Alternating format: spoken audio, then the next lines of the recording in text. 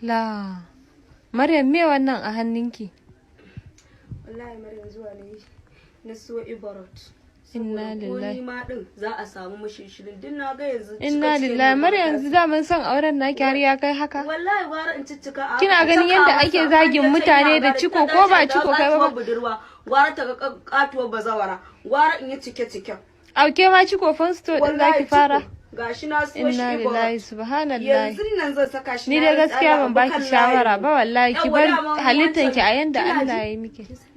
Wacce amarya da aka kana ga mijinta da dan wadata a gidan kuma na ga yana ta kallo na. Yanzu idan na je na shiga gidan sai in tafi su. Oke kwace zaki je ki mata? Yanzu gidan zan shi. Ai ko sai na zagaya na ji na gaya mata wallahi ba da ni za a ci amanar wata ba. Mata tana miki mutunci, tana ganin ki tana cewa anti Maryam ki ce mijinta zaki kwace saboda kin rasa mijin aure kin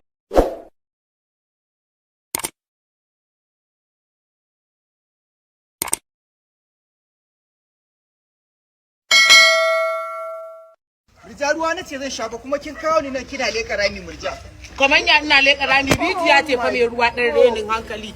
A ciki zan sha ruwa wannan a ciki ake shan ruwa an ba za ka sha ba ka bar shi. Na janyo Allah ya sa na samo kifi in silala maka shi masoyi. Fish? Look at you. Like magneto, madman, and decoration to collaborations to rubbish.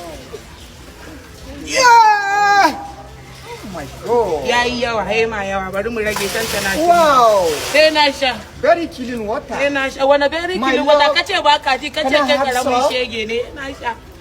Oh my God. Sai kwace riki. Oh. Well, very good. Ungo. Oh my God. Isauri ka sha ka ba mu. Ba chemical. Ban sani ban saka shaka ba mu tafi mu san ina dare mana wani chemical. Kishin ruwa za ta kashe ka a banza a wafi da ka ta sa'a muna da rijiyar billahi lazi da na sani kankara na kai ga wajen mutuwa. Duk gahi nan kuma gogori guda ka shanye mana matsanan ka bani guri ne. Kafa za ungo ko sa wanke kafanka. Oh my God. Mu je.